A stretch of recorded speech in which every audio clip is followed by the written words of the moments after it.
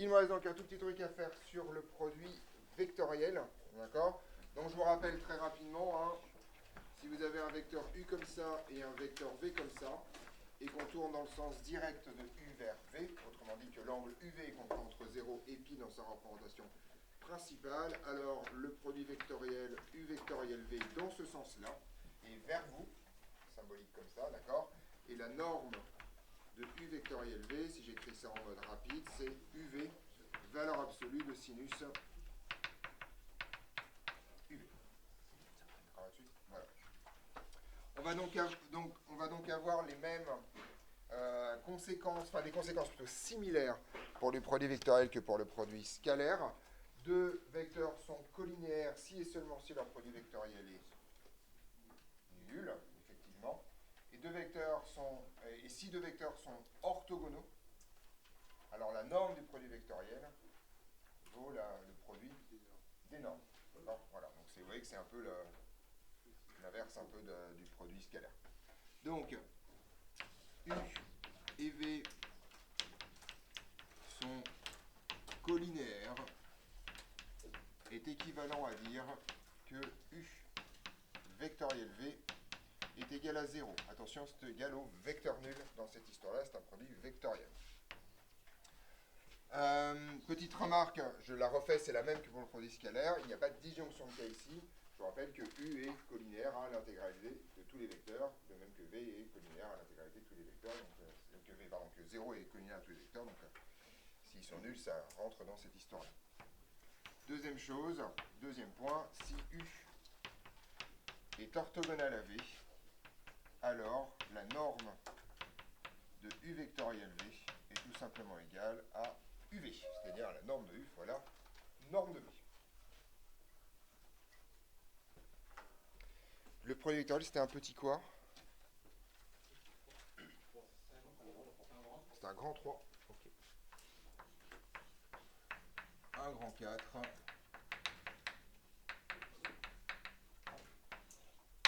Produit mixte. Tomate salade sans oignon. On est parti. Voilà. Alors le produit mixte, c'est un truc extrêmement pratique. On l'utilisera énormément au deuxième semestre et on l'utilisera de façon très curieuse en chimie. À un moment donné ou à un autre quand même, voilà, pour une raison complètement absurde. Voilà, mais enfin, ça marche comme ça. Alors, c'est pas très compliqué. Comme son indique, le produit mixte, c'est que vous faites un espèce de mélange entre le produit scalaire et le produit vectoriel. Donc voilà, donc le produit mixte va impliquer trois vecteurs. D'accord. Donc, on définit. Donc, il n'y a pas de notation particulière, celui-là. Le produit mixte de U, V, W. Donc vous avez trois vecteurs par, alors U, vectoriel V, scalaire W. Donc vous faites d'abord un produit scalaire entre les deux premiers vecteurs, et vous prenez le produit scalaire avec le troisième. D'accord? Donc ce truc-là a très peu de propriétés de commutativité, déjà parce qu'il y a trois termes. Vous voyez que vous pouvez en fait mettre W un peu où vous voulez, par contre U et V c'est pénible, d'accord, dans ces histoires-là. Donc on ne va pas trop s'étendre là-dessus, donc voilà. Donc en gros, on va essayer de comprendre ce qui se passe. Parce que ce truc-là a des propriétés très intéressantes. Première propriété qui est la plus forte, c'est imaginer que U et V, prenez U et V, d'accord, non collinaire. Donc, ils définissent un plan, et le produit vectoriel UV sera donc perpendiculaire à ce plan. On est d'accord? Si W était coplanaire avec U et V, le produit scalaire va être nul. Tout simplement parce que le produit vectoriel, par définition, est perpendiculaire à U et à V, donc aussi à W. Ça, c'est un truc hyper fort du produit mixte. En fait, si les trois vecteurs sont coplanaires, le produit mixte est nul. D'accord? C'est la première chose. Donc ça, c'est le premier truc. Et en fait, vous avez en fait, on va l'exprimer un peu différemment. Ouais, c'est ça l'idée. Le produit mixte a une autre propriété que je ne vais pas démontrer, c'est qu'il est invariant par permutation circulaire. Est-ce que vous savez ce que c'est qu'une permutation circulaire? Vous savez pas ce qu'est une permutation circulaire? Ok, on va faire ça tout de suite. Vous allez tout de suite comprendre ce qu'est une permutation circulaire. Vous quatre, vous levez. toi, tu vas là. Eux, ils vont là. Voilà. Voilà. Toi, tu décales. Voilà, et Gaëtan, tu t'assois là. Voilà, tu t'assois là, machin chose. Voilà. Ceci est une permutation circulaire. Vous avez compris, c'est une permutation circulaire. Voilà, c'est bon. Et donc là, vous pouvez même la faire dans l'autre sens. Voilà, c'est reparti. Ceci est aussi une permutation circulaire. C'est dans l'autre sens. D'accord. Non, mais c'est plus facile à définir que... Voilà, d'accord, ok. Donc en gros, une permutation circulaire, c'est quand vous décalez tous les trucs d'un rang et que le dernier revient au départ. On est d'accord. Voilà. Et donc au bout de 4 fois, vous retombez sur vos pattes. D'accord, ce truc-là. Donc ça, c'est la première chose. Le produit mixte est invariant par permutation circulaire.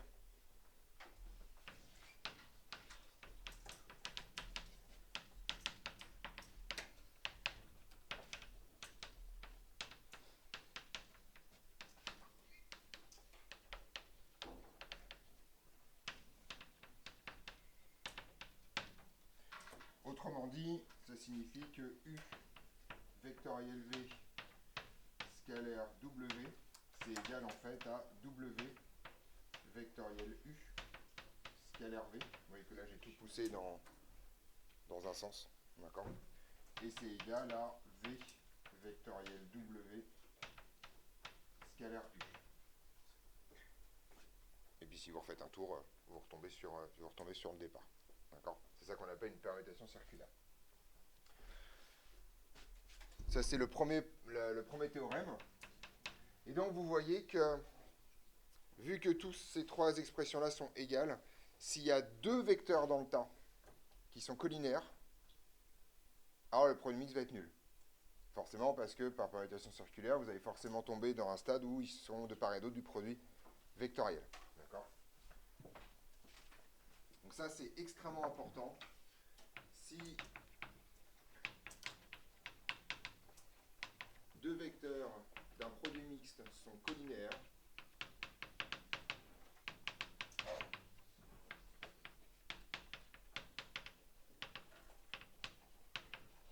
alors le produit mixte est nul.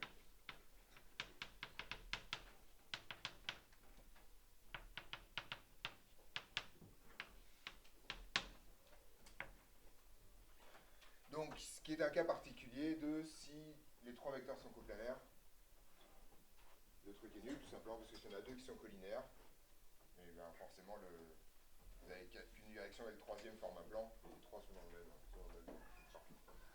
Donc c'est ça l'idée. Donc le produit mixte, c'est très utile.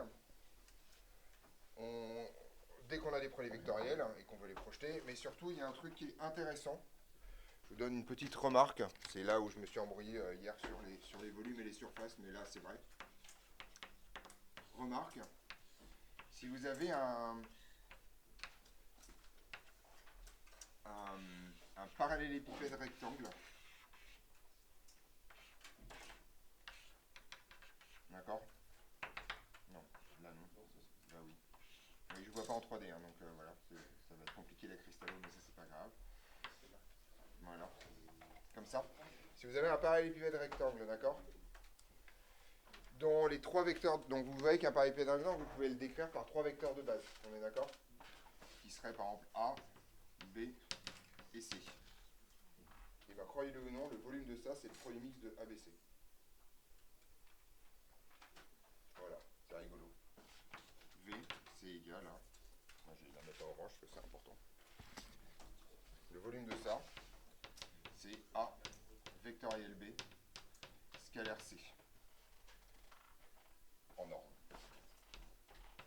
En valeur absolue plus exactement, parce que c'est un scalaire. Oui. Non, justement, il n'est pas droit. C'est ça qui est intéressant. S'il est droit, tu trouves ABC. Tout bêtement. En gros, hein, ça vous raconte que c'est AB fois le sinus de ça, multiplié par leur état de ça fois le cosinus de ce petit angle-là.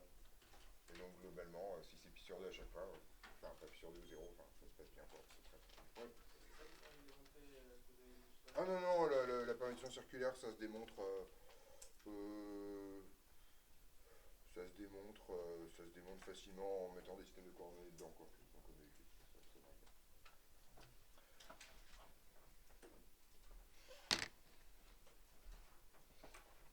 on est d'accord là-dessus? Voilà, c'est rigolo, quoi. Dans cette histoire. Donc ça, on s'en servira en chimie, quand on fera la cristallographie pour évaluer le volume des mailles. Même si on n'a que des mailles cubiques, donc on s'en fout un peu, mais au moins vous avez un truc rigolo dans l'application du produit mix. La seule chose qui m'intéresse dans le produit mix, c'est ça, et surtout celui-là, c'est celui-là qu'on utilisera tout le temps pour justement regarder les composantes nulles à chaque fois qu'on tombera dessus. Voilà. Bien, fin du produit mixte, début du truc compliqué. Voilà. Et on est parti. Ok.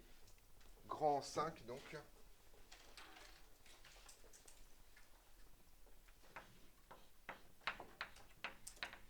Dérivation d'un vecteur.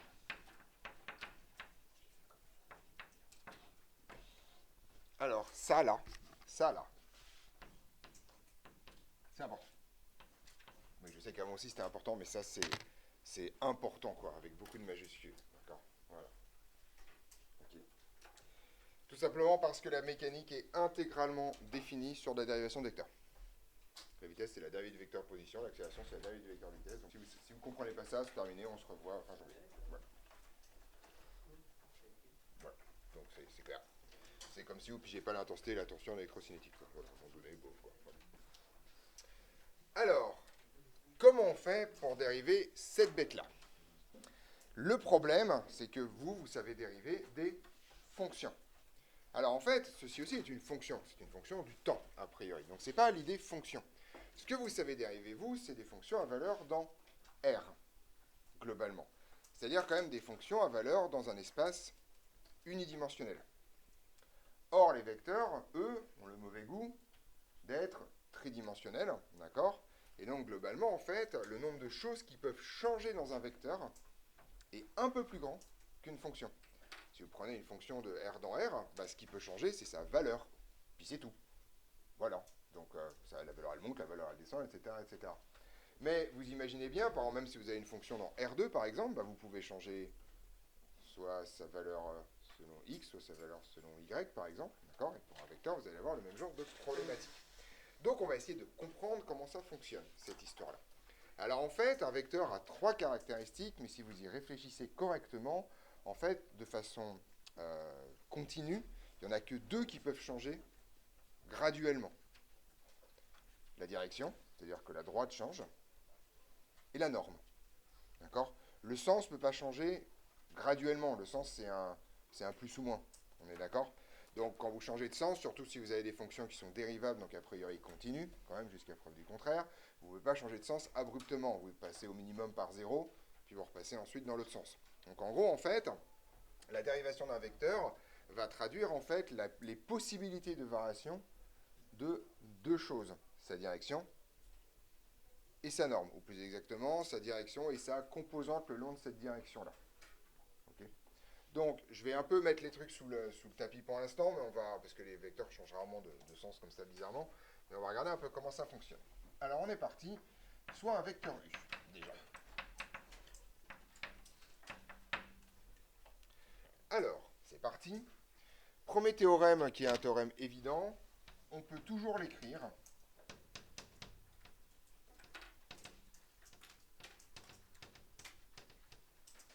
sous la forme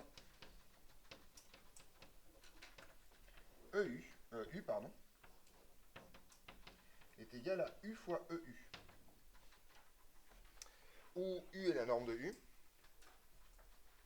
Et EU, si vous avez suivi ce qu'on a fait hier, est un vecteur unitaire qui est de même sens et de même direction que U.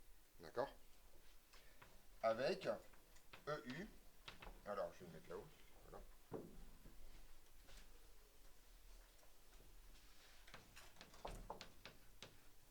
Avec EU unitaire de même sens et direction que U. Si je fais un genre de dessin, ça signifie donc que si je prends mon vecteur U comme ça, eh bien en fait, je vais pouvoir définir un vecteur EU qui va être tout simplement ce truc-là.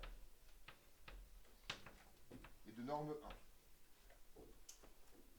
Donc EU se balade avec U, et U sert à gonfler finalement EU pour qu'il tombe sur U. Pourquoi je fais ça? Parce qu'en fait, vous voyez que j'ai formellement séparé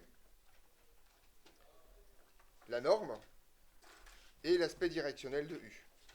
Autrement dit, quand U va changer de manière très générale, il peut changer soit en changeant sa taille, par cet ingrédient-là, soit en changeant sa direction, par cet ingrédient-là. D'accord? Et si jamais il change de sens, EU changera à ce moment-là, avec un petit passage par U nul dans cette histoire. D'accord? On est au clair là-dessus? Ça, c'est le premier truc le plus important. Comprenez cette décomposition en deux ingrédients. Et c'est ça toute la difficulté et toute la richesse de la dérivation des vecteurs. Quand vous allez dériver quelque chose, vous allez avoir plusieurs cas en fonction de ça c'est constant mais pas ça, ça c'est constant mais pas ça, les deux sont constants, ou au contraire les deux varient. Oui. Nous, dans un repère normé, on a un vecteur unitaire. Oui, lui il bouge pas du tout, lui. Enfin, les vecteurs de base bougent pas. Enfin, si en fait, mais pas. Du coup, le EU, Oui. il n'aura pas la même direction, mais il aura toujours la même norme que le vecteur unitaire de base. Non, U il change avec U. Non, oui, E a toujours la même norme. E il a toujours la même norme. C'est un vecteur unitaire et lui il bouge pas. Oui, pardon. Il bouge pas, mais ça n'a rien à voir avec le vecteur de base. Ça a à voir avec le fait que c'est un vecteur unitaire.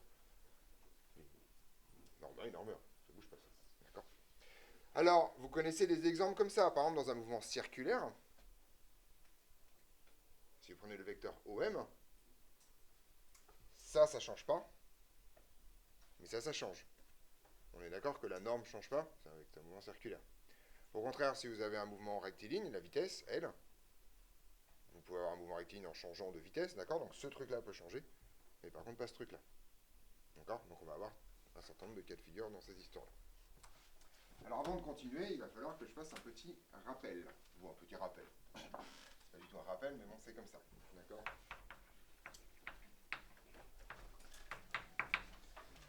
Donc premier rappel, le produit scalaire et le produit vectoriel obéissent au même.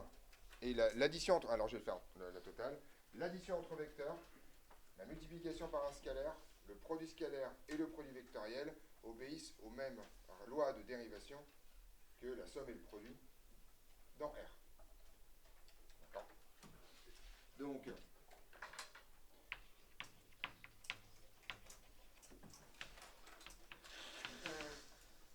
la somme de vecteurs, la multiplication par un scalaire, le produit scalaire,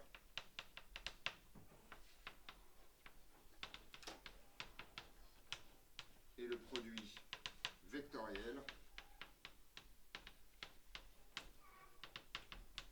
obéissent aux mêmes règles de dérivation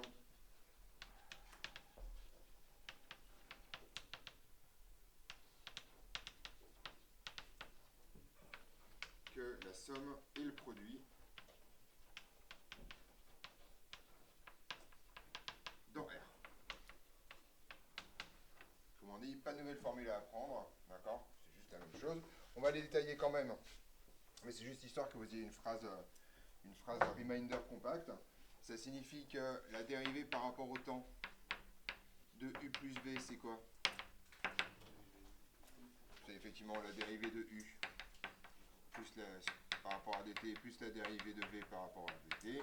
Voilà. Que la dérivée de lambda V, de lambda U. C'est personne n'a dit que lambda est une constante. Je me suis dit que c'était un réel. Rien à voir avec le fait que c'est une constante.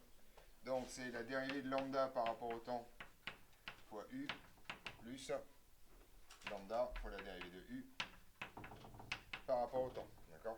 C'est pas parce qu'un truc est un réel que c'est une constante. Donc là-dessus, voilà. La dérivée de U scalaire V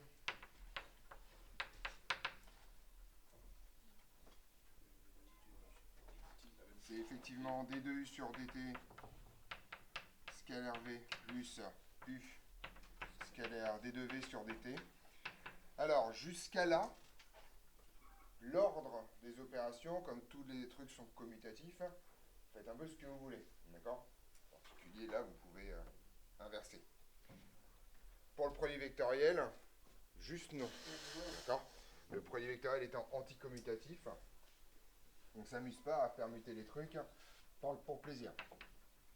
Et donc la dérivée de u vectoriel v par rapport au temps, c'est du sur dt vectoriel v plus u vectoriel dv sur dt, dans cet ordre-là. D'accord? On garde l'ordre uv dans cette histoire. Donc f'g plus fg', comme vous avez appris au lycée quand vous étiez petit et petite. On est d'accord? Voilà. Oui. Scalaire, c'est un réel, c'est juste du vocabulaire. C'est juste du vocabulaire. Pas tout à fait. En physique, ce sera juste du vocabulaire. En gros, il s'avère que la théorie de l'algèbre binaire te raconte un truc. Tu peux définir des espaces qu'on appelle les espaces vectoriels, qui sont un ensemble de vecteurs munis de l'addition des vecteurs et de la multiplication par un scalaire étant un élément d'un corps. Donc nous, ce qu'on manipule, c'est des R espaces vectoriels. Le corps, c'est R. Mais tu peux manipuler des C espaces vectoriels. Et tu peux manipuler à peu près n'importe quoi à partir du moment où tu as trouvé un corps qui est muni de la multiplication. Enfin, un corps, quoi. Un corps, c'est un truc qui est muni de l'addition et de la multiplication. Donc le mot scalaire fait un peu les deux. Après, le mot scalaire, c'est vraiment un mot de physicien pour dire il y a les vecteurs d'un côté et les scalaires de l'autre. Des trucs sympas, enfin, une dimension et des trucs comme ça. Donc je sais pas si les matheux utilisent beaucoup le mot scalaire de manière très générale, mais en tout cas, ça veut dire.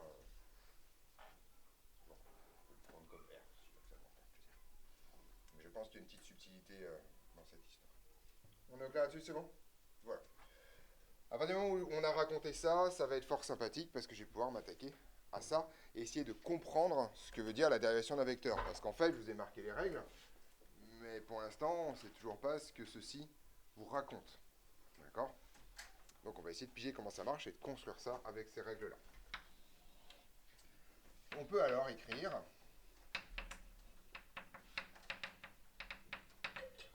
que la dérivée de u par rapport au temps, c'est donc, comme u est un produit, c'est cette règle-là, entre une fonction scalaire qui est la norme et un vecteur EU. Ça sera tout simplement en fait d de la norme de u par rapport au temps, multiplié par EU, plus u fois la dérivée de EU par rapport au temps.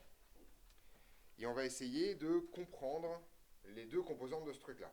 Donc là, c'est vraiment ça le truc le plus important à conceptuellement à retenir pour quasiment toute la demi-heure qui va suivre. Quand vous dérivez un vecteur, vous avez toujours, a priori, deux composantes. D'accord? Et on va essayer de comprendre le contenu physique de ça. Petite remarque, c'est une somme vectorielle. On additionne deux vecteurs là dans cette histoire. Ok? Alors, donc là, on va vraiment essayer de bosser et de comprendre vraiment, en fait, ce que tout ceci signifie. Et pour ça, on va faire un petit rappel, enfin un vrai rappel, c'est ce que ça veut dire la dérivation. Et pour ça, je vais passer à la différenciation, qui est plus simple à comprendre. D'accord? Petit rappel.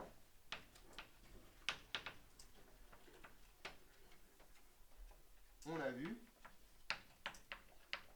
que, je ne sais pas si vous vous souvenez, f de t plus dt, c'est égal à f de t plus d de f sur dt fois dt. Est-ce que vous vous souvenez de ce truc-là? D'accord? C'est une formule qu'on a vue plein de fois. Celle-là, elle doit être incorporée dans votre tête. Hein, on l'utilise tout le temps. C'est la base de toute la physique, donc si vous voulez, il y a un moment, il va falloir qu'elle rentre. Okay? Vous vous souvenez de celle-là? D'accord? On l'a vu dans le chapitre différenciation. Autrement dit, alors je vais revenir sur ce que ça vous raconte ce truc-là. Pour connaître la valeur de la fonction à un instant infiniment près après, vous prenez la valeur de la fonction à cet instant t et vous multipliez et vous rajoutez quelque chose qui est la valeur de la dérivée de la fonction multipliée par dt. D'accord? Ça, c'est toujours la même chose si on assimile la fonction à sa tangente localement. D'accord? df sur dt, le taux d'accroissement, c'est la façon dont df croît par unité de dt, vous multipliez par dt, je ne reviens pas là-dessus. Si ça, c'est pas clair, vous avez un cours complet sur la différenciation à relire. Vraiment, c'est extrêmement important. Donc, ceci s'applique au vecteur.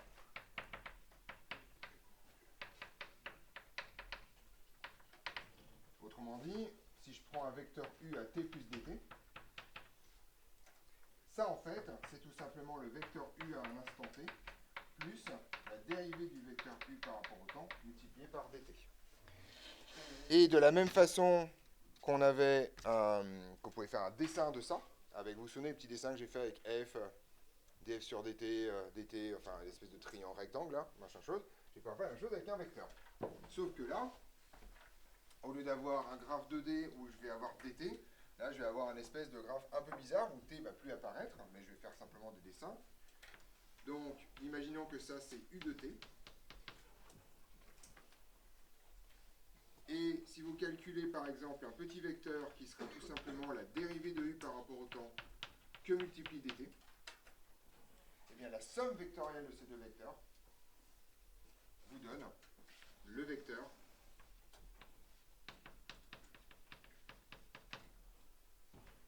à l'étape d'après. Donc c'est la généralisation de cette logique à une dimension,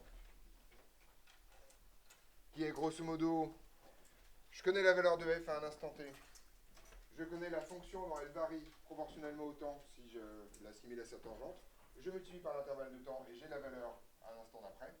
Je fais exactement la même chose avec des vecteurs. Le vecteur à un instant d'après, c'est tout simplement une somme entre le vecteur à l'instant d'avant et le vecteur dérivé fois dt. Alors, je vais être clair avec des vecteurs que vous connaissez, c'est des choses qu'il est important que vous compreniez. Je vais vous donner un exemple physique pour le coup. D'accord ? Exemple physique. Si vous connaissez le vecteur OM à un instant t, que vous connaissez le vecteur V et que vous multipliez par dt, alors vous aurez quoi à l'arrivée? Ici, vous aurez OM à un instant t plus dt. Autrement dit, votre position à un instant t plus dt, c'est votre position à un instant t à laquelle vous rajoutez le vecteur vitesse multiplié par dt. C'est clair ça? Ça vous raconte un truc hyper important. La dérivée d'un vecteur, c'est comme une laisse sur laquelle vous tirez un chien. Vous attachez ça là, vous la tirez par là, et c'est comme ça que votre vecteur va bouger. Ok? Autrement dit, si vous prenez votre laisse et que vous la tirez dans le sens du vecteur, la seule chose qui va changer, c'est sa norme. Et au contraire, si vous le tirez perpendiculairement à lui, la seule chose qui va changer, c'est sa direction. On est d'accord? Donc c'est un chien un peu malléable, c'est un chien que vous pouvez tordre, vous pouvez rallonger un peu, d'accord? Un peu comme un teckel, quoi. Voilà. On est d'accord là-dessus? Ça, c'est hyper important à comprendre d'un point de vue physique. En gros, la dérivée d'un vecteur, c'est simplement, en ayant maintenu l'origine du vecteur fixe, d'une certaine façon, comment est-ce que vous tirez l'extrémité du vecteur pour soit le déformer, soit le faire tourner, et en général les deux. D'accord? L'accélération, c'est la même chose. Vous jetez un truc par là, l'accélération est par là. Comme l'accélération est comme ça, votre vitesse va avoir tendance à être tirée vers le bas. D'accord? Et si la vitesse commence à être selon l'accélération, elle va augmenter en norme. Si au contraire la vitesse est vers le haut, elle va diminuer en norme. Parce que vous tirez l'extrémité vers le bas. Ça, c'est vraiment le truc le plus important à comprendre. Vous raisonnez en termes de chien déformable. D'accord? Vraiment, vous prenez le vecteur, vous prenez sa dérivée accrochée au bout, et vous tirez, vous regardez ce qui se passe. D'accord? Et ça, on va essayer de comprendre comment est-ce qu'on décompose ça avec ces deux termes-là. Ok? Donc, l'idée est la chose suivante.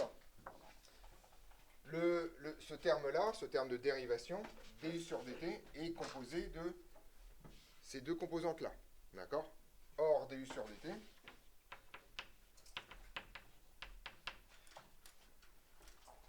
attendez, je vais quand même faire un petit truc comme ça. Donc, la dérivée d'un vecteur donne donc le vecteur à ajouter pour envisager, enfin pour comprendre, à ajouter pour faire varier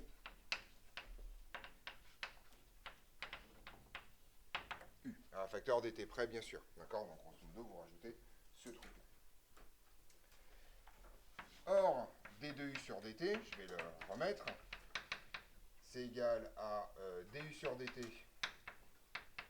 fois eu, multiplié par u, facteur de d de u sur dt. Et on va essayer de comprendre les choses. Ce terme-là, il est comment? On va prendre le premier. d de u sur dt fois eu. Il est comment? Alors quand je dis il est comment sur un vecteur, c'est est-ce qu'on a des informations sur sa direction, son sens, sa norme? Oui. Il y a un plus, oui, quand même. Ce serait peut-être pas mal qu'il ne manque pas les bouts. Oui. Il a la même direction que u. D'accord? Donc grosso modo, il tire u dans sa propre direction. Autrement dit, si vous avez compris la physique du problème, il sera responsable de quoi? Il n'y a pas d'accélération, c'est un vecteur général. De sa norme, d'accord? Il va faire varier sa norme. Et pourquoi ça se voit? Parce que c'est écrit là. D'accord? Vous voyez que le coefficient devant, c'est bien la variation de la norme. Si d'ailleurs la norme ne peut pas varier pour des raisons diverses et variées, ce truc-là sera égal à 0, et cette composante sera nulle. On est d'accord? Donc ce truc-là est responsable de la variation de la norme.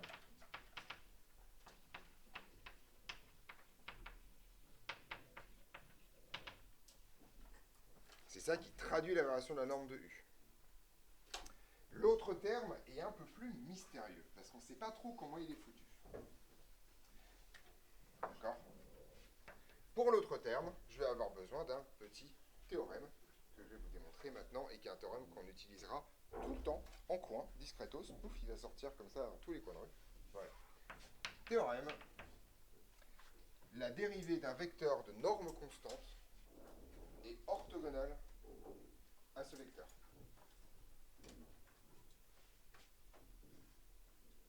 Qui a failli dire est nul?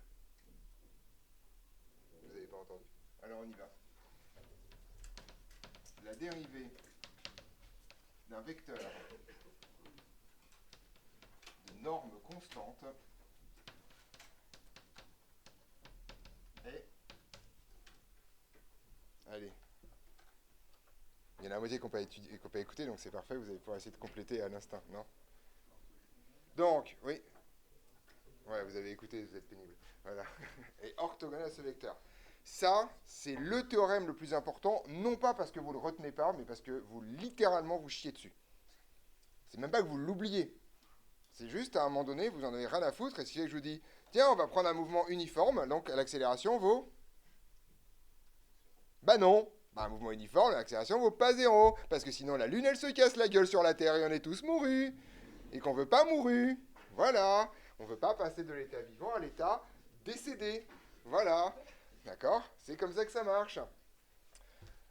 Bah oui, sinon l'ISS, il tombe aussi, et il mourut. Voilà, et ils sont tristus. Donc, un mouvement uniforme, vous avez appris en terminale les mouvements circulaires uniformes. C'est un peu con un mouvement circulaire qui a une accélération nulle. Vu qu'un mouvement qui a une accélération nulle, c'est un mouvement rectiligne uniforme. Alors un cercle tout droit, ouais, en fin de soirée, ouais. Enfin, on connaît des gens qui font des cercles tout droits, mais bon, en général, ils ne sont pas en état de suivre un cours de physique. On est d'accord?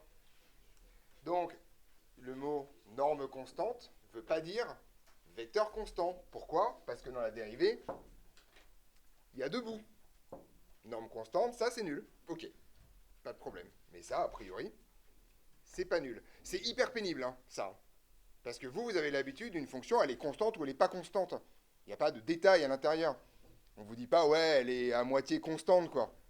D'accord? Quand je vous dis qu'une fonction, elle est constante, elle est constante. Il n'y a pas un bout qui est constant et un autre bout qui n'est pas constant. On est d'accord dans cette histoire. Dans un vecteur, ça va être hyper chiant parce qu'il y a des ingrédients constants, ça peut être la direction, ça peut être la norme. Si les deux sont constants, on est d'accord, le vecteur ne bouge pas, sa dérivée est nulle. Mais si seulement un des deux est constant, alors sa dérivée est a priori non nulle, parce que l'autre bout, lui, change. Donc, ce truc-là, c'est hyper important, parce que sinon ça vous évitera de vous planter dans toute la suite. Donc la dérivée de norme constante est orthogonale à ce vecteur.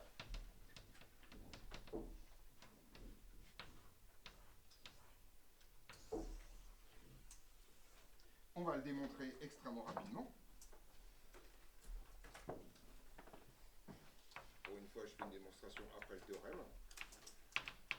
Soit U tel que norme de U est égale à une constante, on est d'accord là-dessus? On a donc U carré est égal à une constante. Vous êtes d'accord avec ça? Si la norme est constante, le carré de la norme est constante, jusque-là tout va bien. Mais vous vous souvenez ce qu'on a dit hier, U carré, c'est à la fois le produit des normes, mais aussi, c'est le carré, donc il n'y a plus la racine, mais effectivement, c'est aussi le produit scalaire du vecteur avec lui-même. Donc ça, en fait, c'est donc U scalaire U, qui est égal à une constante. Donc, la dérivée de U scalaire U sur dt, c'est égal cette fois à, ça, cette constante, c'est un magnifique nombre. Donc là, ça fait 0, il n'y a plus de piège, d'accord, dans cette histoire. On regarde, une fonction, elle est constante ou elle n'est pas constante. Et ça, si vous faites le calcul, ça fait donc du sur dt scalaire U plus U scalaire du sur dt. D'accord, c'est l'application du truc. Et vous voyez qu'avec commutativité du produit scalaire, ça fait en fait deux fois le même terme. Donc ça fait deux fois U scalaire du sur dt qui est égal à 0. Et ça vous raconte quoi?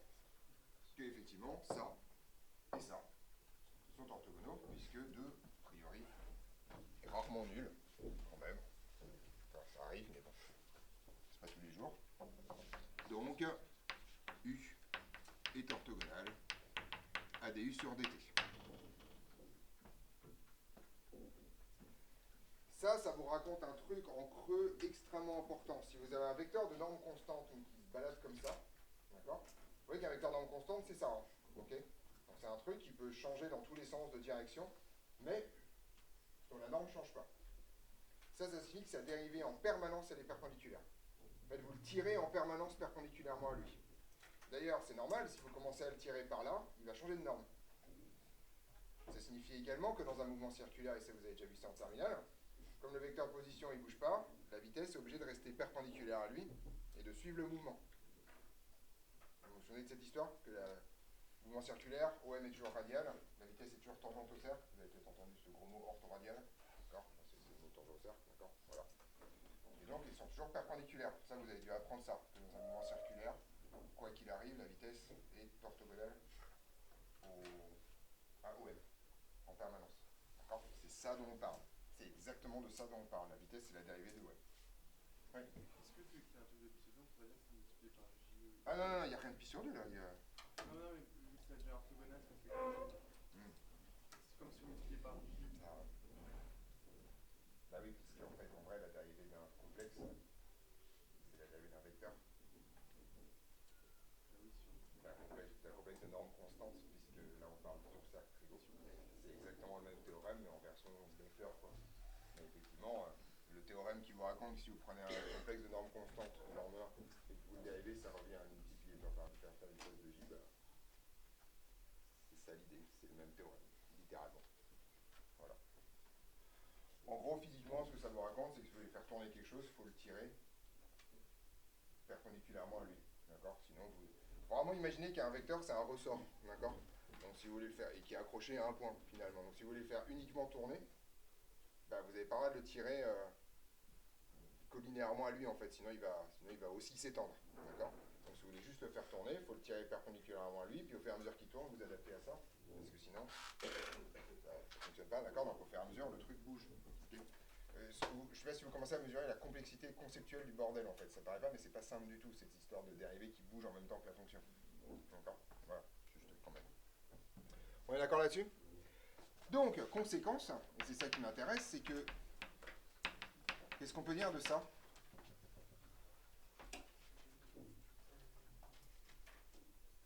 Ouais. C'est orthogonal à E, puisque ce truc-là étant un vecteur unitaire, il est a fortiori de normes constantes qui vont. D'accord? Et donc ce truc-là, donc cette composante ici, la composante U du sur dt, est responsable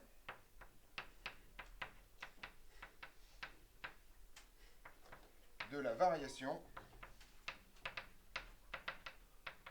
de la direction de U. Et donc, si vous faites un dessin, mais en décomposant selon toutes les composantes, je vais faire le même truc. Alors là, prenez de la place, hein, d'accord? Je pense à toi, Camille, hein, d'accord? Des grands dessins, d'accord? Ah, je le vois là, en bas de sa page, là, il va se dire, ah, je vais pouvoir gratter un coup, là. Voilà. Pardon, c'est pas la bonne couleur. Donc, je prends mon vecteur U de t comme ça. J'avais mis ici ce vecteur-là. Je vais essayer de le mettre comme ça, par exemple, voilà. Ça, je ne sais pas si vous vous souvenez, c'était d de u sur dt que multiplie dt. C'est le vecteur que je rajoute à u pour obtenir le vecteur u de t plus dt. D'accord? Donc, et ce truc-là, je vais pouvoir le décomposer en fait en deux bouts. Il y a un bout qui est comme ça, qui est dans le même sens que u, qui est lequel?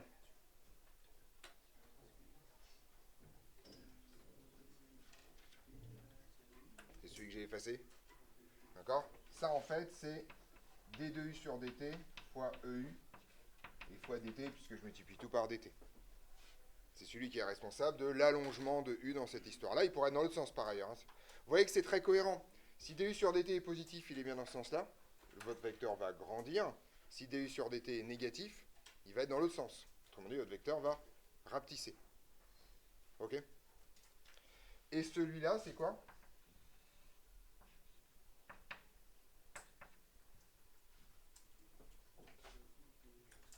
C'est celui-là, d'accord? Qui est donc proportionnel à u, multiplié par d de u sur dt, multiplié par dt.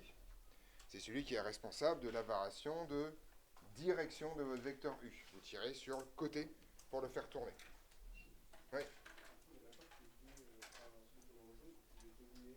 Il est collinaire, oui, tout à fait. C'est une collinéarité approximative. D'accord? Et le résultat de tout ça, c'est donc bien effectivement mon vecteur final. D'accord? U de t plus dt. On est d'accord là-dessus sur cette double composante et sur la physique du problème? Donc, quand vous dérivez un vecteur, résumé des courses, vous avez toujours, a priori, deux composantes qui sortent. Une composante qui traduit la variation de la norme, une composante qui traduit la variation de la direction. Et la somme de ces deux contributions vous donne la variation totale de votre vecteur. Donc, on va avoir un certain nombre d'équivalences sur le sujet qu'on va utiliser énormément sur des mouvements particuliers en mécanique. Donc, ça c'est le même, mais on va les réécrire une deuxième fois. Théorèmes généraux. Il y en a un qui va être une redite de ce que j'ai dit. Si un vecteur est de norme constante, alors, quel que soit t, sa dérivée lui est perpendiculaire. C'est même une équivalence. D'accord? Tout simplement parce que dès que la dérivée va faire popper un terme non perpendiculaire, ça signifie que du sur dt est non nul. Et donc que la norme n'est plus constante. Donc, U est de norme constante.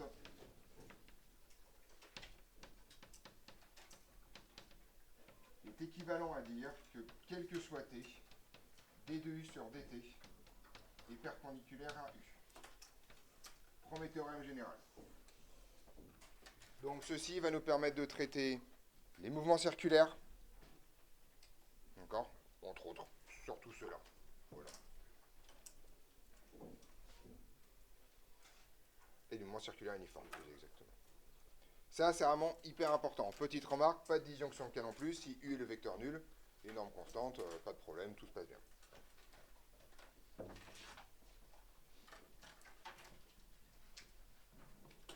Deuxième équivalence, c'est le contraire. Si U est de direction constante, c'est-à-dire qu'il n'y a que sa norme qui change, alors ça signifie que quel que soit t, sa dérivée lui est collinaire. Deuxième théorème, U est de direction constante.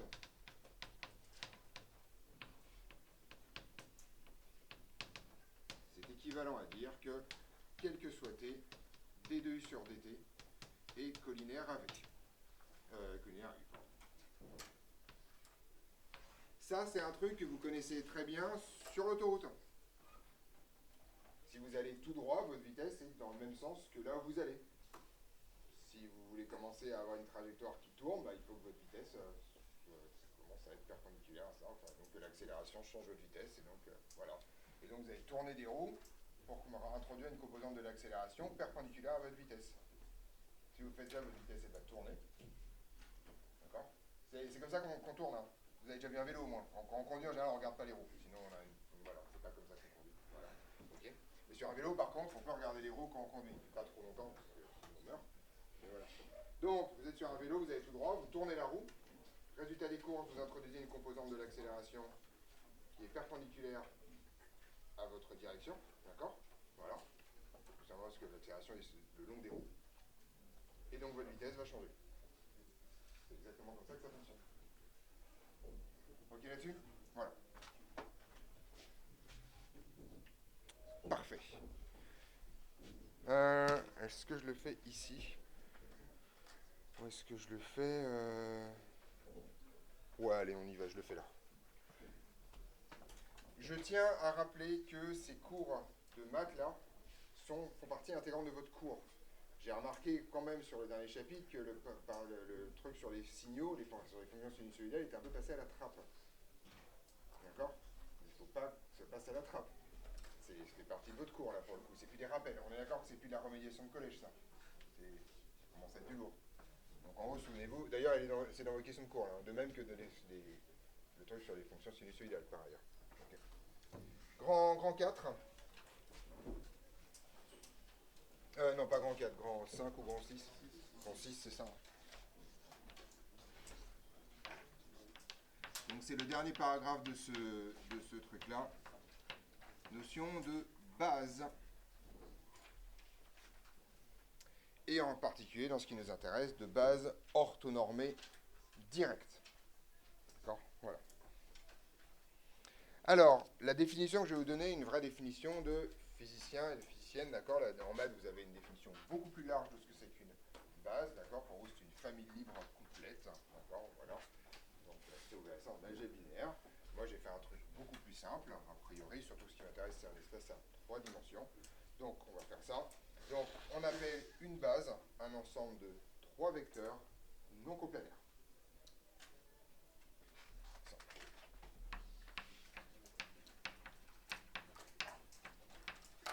Base, un ensemble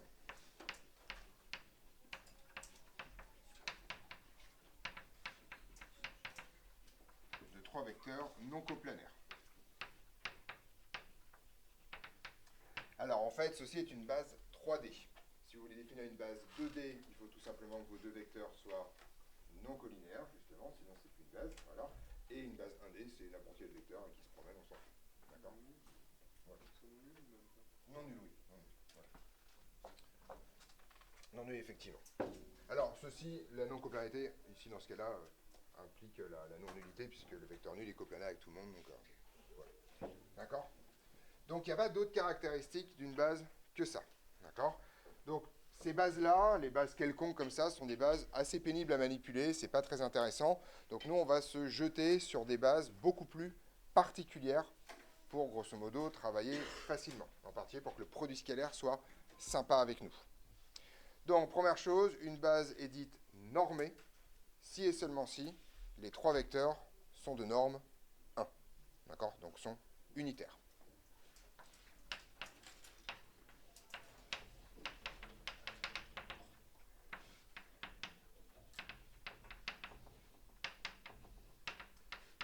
Si les 3 vecteurs sont unitaires.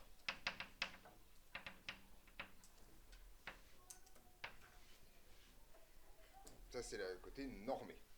Et une base est dite orthogonale si et seulement si les 3 vecteurs sont tous perpendiculaires 2 à 2.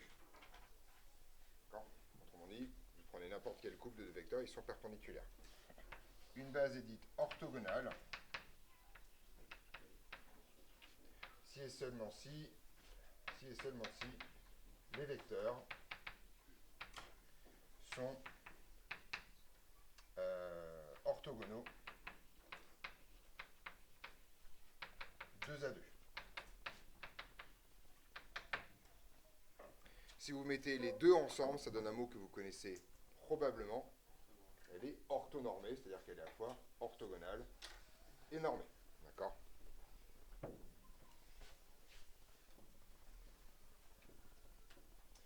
Une base est orthonormée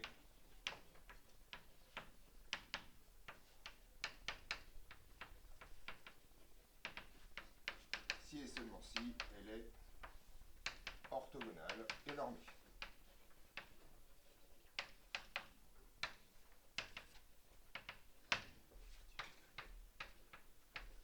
On la note E1, E2, E3. On est d'accord? E1, E2, E3, il y a trois vecteurs, je les numérote 1, 2, 3. Oui. On avait dit que si les vecteurs sont 2 à 2 orthogonaux Oui. par la définition de base, Oui. c'est tous les vecteurs qui composent la base?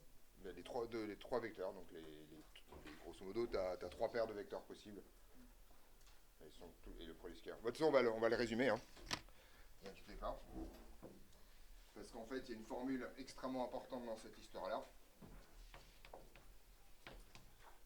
Pour une base orthonormée directe, orthonormée tout court, pardon, direct, je ne sais pas encore ce que c'est, orthonormée E1, E2, E3, et bien en fait, EI scalaire EJ est égal, alors vous avez deux choix,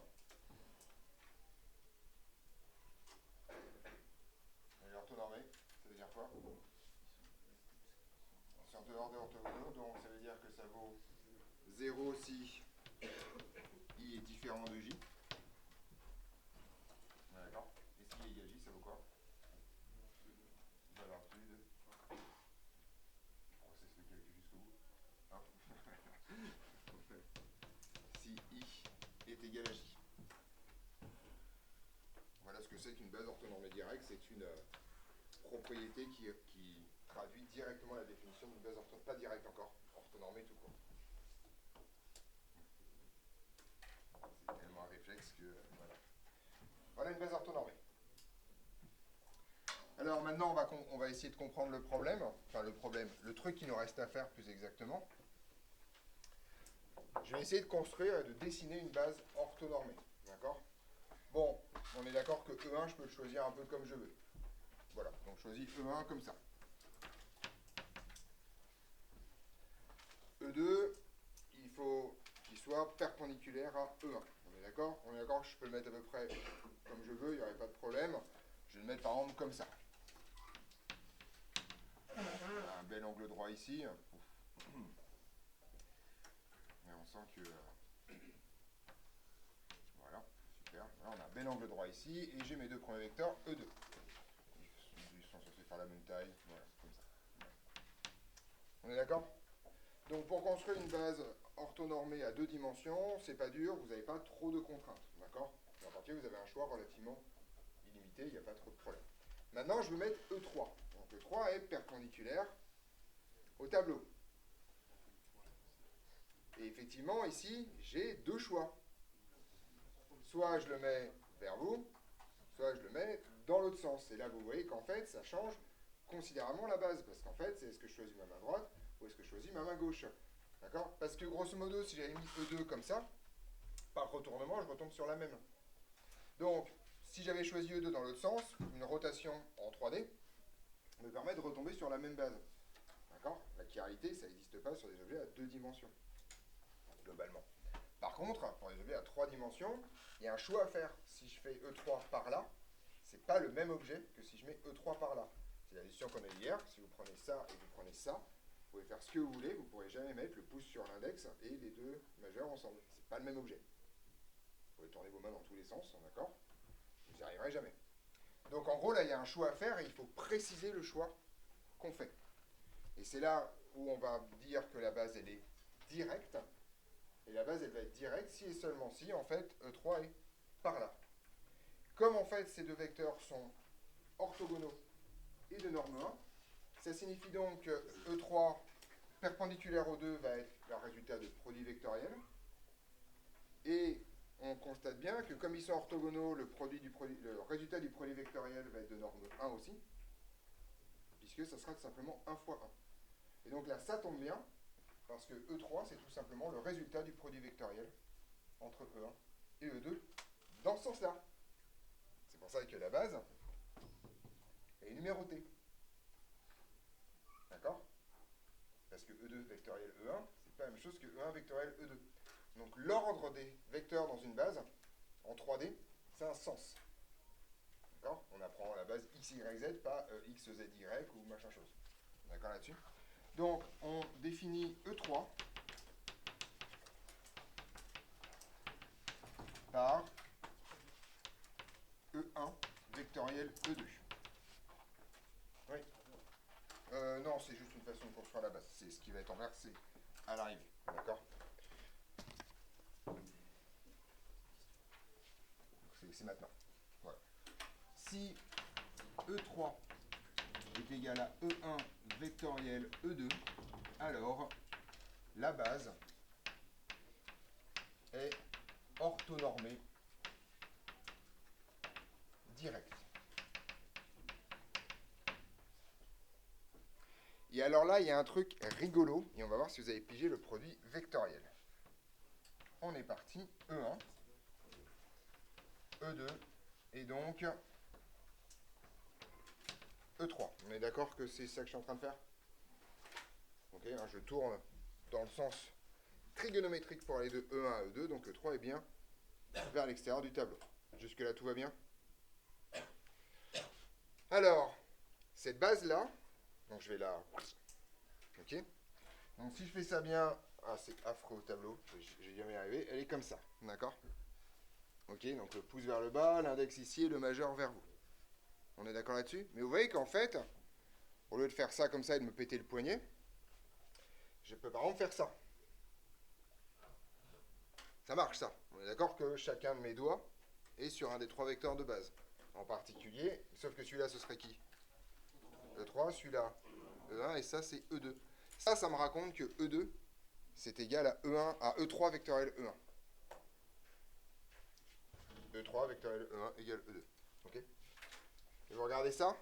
Comment je fais pour avoir E2 égale E3 vectoriel E1? Je fais une permutation circulaire. Donc cette relation-là est aussi étanche aux permutations circulaires. D'accord? Tout simplement parce qu'il n'y a pas de raison de privilégier le 1 par rapport au 3 en fait. C'est juste décider d'un vecteur de départ. Cette relation est invariante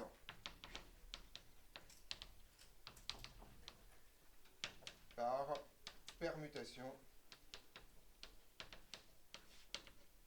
circulaire. Autrement dit, vous avez également les diverses relations. Donc je vais écrire la première. E3 est égal à E1 vectoriel E2. Ça, c'est équivalent à dire permutation circulaire. Donc, par exemple, j'ai poussé dans ce sens-là. E2 arrive au début. C'est égal à E3 vectoriel E1. Et ça, c'est équivalent à dire que E1, c'est égal à E2 vectoriel E3. Autrement dit, si vous les prenez dans l'ordre et que vous envisagez un dépassement, c'est-à-dire que 2, 3, 1, 2, 3, 1, d'accord? En gros, vous bouclez sans aucune forme de problème. Monsieur Claire vous apprendra un moyen mnémotechnique intéressant sur le sujet. Bon, en fait, vous écrivez 1, 2, 3, 1, 2, 3. D'accord? Et que vous faites le produit vectoriel de deux vecteurs de base. Si vous arrivez à trouver un truc dans le bon sens, ça vous donnera un plus. Et si au contraire vous avez le mauvais sens, ça donnera un moins. Par exemple, si vous regardez ça, et que je vous dis, tiens, ça vaut quoi? E2 vectoriel E1. Vous voyez que E2 vectoriel E1, en fait, ils se suivent dans le mauvais sens. Donc ça donne moins E3. D'accord? Si vous prenez une paire, vous pouvez toujours les trouver côte à côte.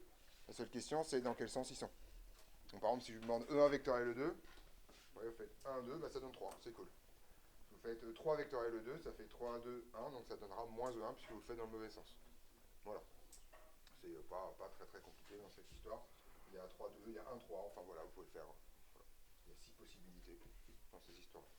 Ouais. Du coup, comment c'est utilisé pour avoir le bon vecteur? pas pour avoir le bon vecteur E3. C'est si jamais tu tombes dans le calcul là-dessus, tu connais le résultat. Du coup, faire un E1 vectoriel E3, ça va pas donner. Ça fait moins E2. E1 vectoriel E3 fait moins E2 parce que si tu écris... Alors, tu as deux façons de le voir. Soit tu dis que c'est celle-là, mais à l'envers. Moins E2, et comme le produit vectoriel est anticommutatif, bah... Oui, produit vectoriel anticommutatif. Oui. Donc E3 vectoriel E1, tu vois que c'est l'opposé de ça. Ouais. Soit tu fais le moyen mnémotechnique de Monsieur Clair. Tu dis E3 vectoriel E1, E1 vectoriel E3, tu fais 1, 3. Donc tu vois que tu vas dans le mauvais sens de lecture. Et donc ça donne moins E2. Ça donne toujours le troisième. Avec un moins devant. Ou pas. C'est bon? Super. Voilà. Oui. Tu lis les... En fait, on devrait arrêter de donner les moyens de technique parce que je pense que ça nous enlève quelque chose. Tu lis les nombres, si c'est dans le bon sens, c'est plus. Si c'est dans le mauvais sens, c'est moins. Par exemple, E3 vectoriel E2. D'accord? C'est 3, 2, comme ça, c'est dans le mauvais sens. Et ça donne moins E1. Voilà. Simple. Au contraire, E3 vectoriel E1, tu vois que c'est dans le bon sens, non. E2. Voilà. Moi, j'aime pas les moyens mnémotechniques, ça sert à rien. D'accord? Ça surcharge la mémoire pour que dalle. Pour comprendre ce qui se passe. Mais, je vous le donne. Voilà. Et du coup, ça fait qu'on peut orienter des angles dans une... Non, stop.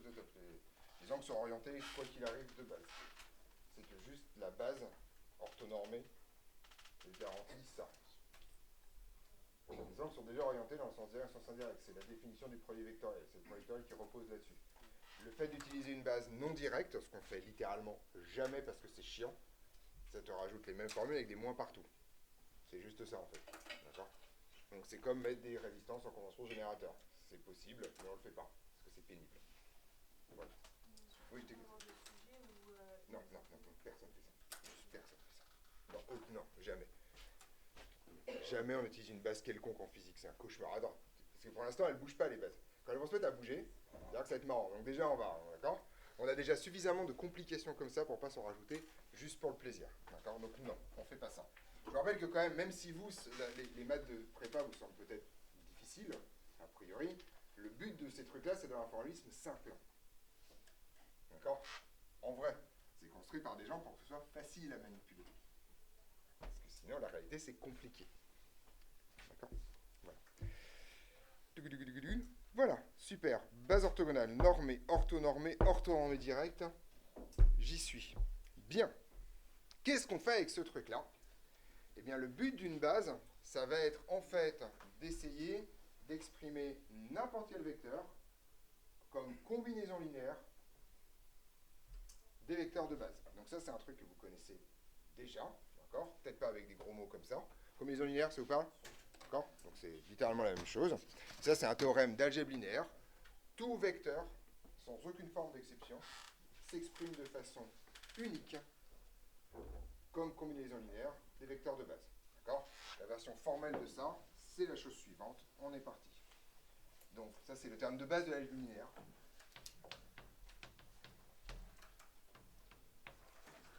Pour tout vecteur U,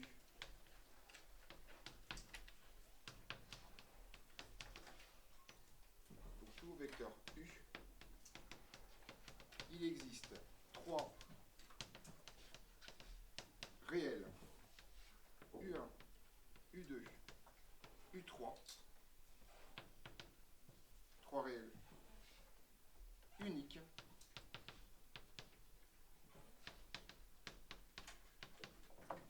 tels que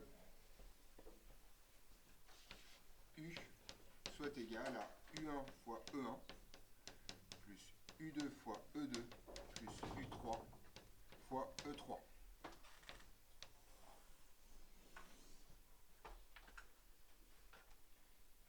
Les UI sont appelées composantes ou coordonnées du vecteur U dans la base E1, E2, E3.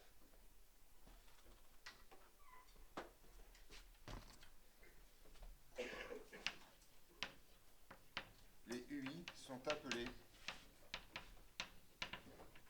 composantes ou coordonnées de U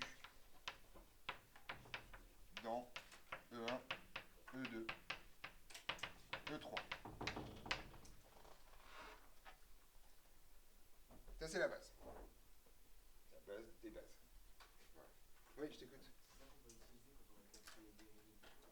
Alors en fait, non et oui, mais un peu. Autrement dit, quand vous voulez calculer la dérivée d'un vecteur, vous avez vu que quand même ça n'a pas l'air hyper simple, parce que globalement, quand même, pour l'instant, j'ai fait des petits dessins pour vous dire, regardez, c'est ça le sens physique des composantes de la dérivée, mais en fait, en vrai, pour l'instant, c'est pas très clair. La formule qu'on a vue tout à l'heure, on l'utilisera dans une base que vous avez peut-être déjà croisée, qui est la base de Frenet. D'accord.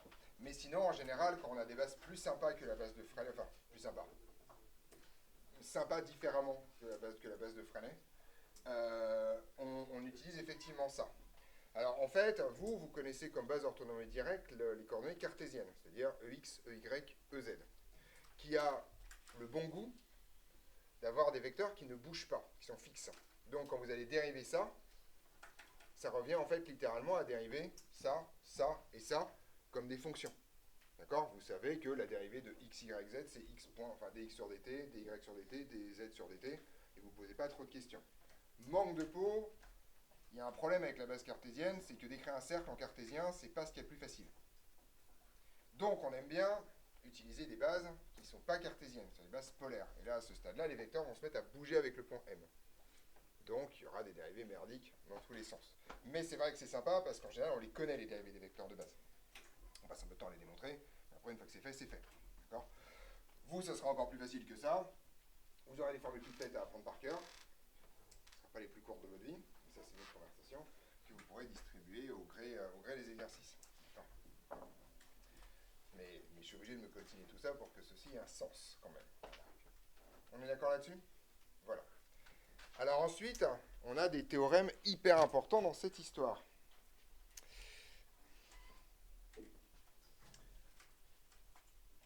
Que vaut U scalaire E1?